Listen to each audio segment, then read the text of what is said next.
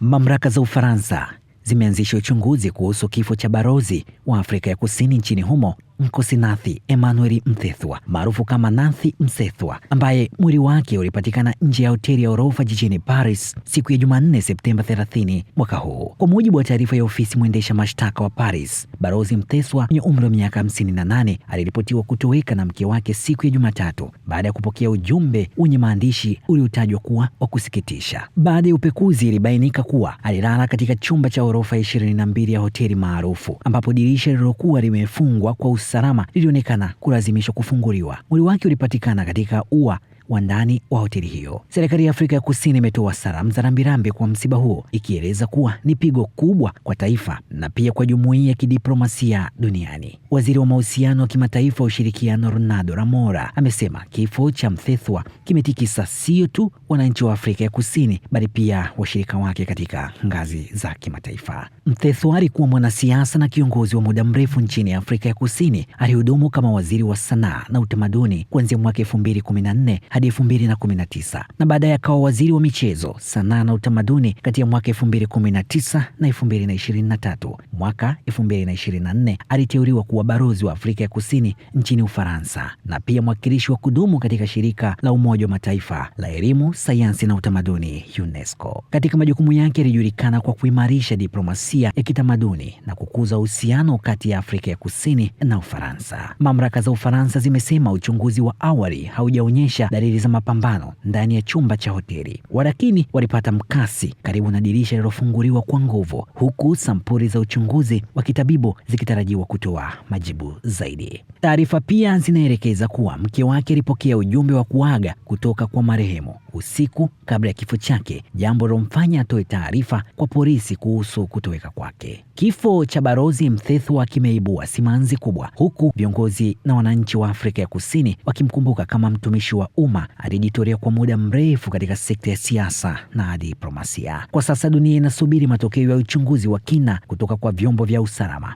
vya Ufaransa ili kubaini kwa uhakika chanzo na mazingira ya kifo cha mwanadiplomasia huyo mashuhuri. Hii ni ripoti ya Media Wire Express, habari fupi mahiri kwa Afrika. Mimi ni Joseph Isangura.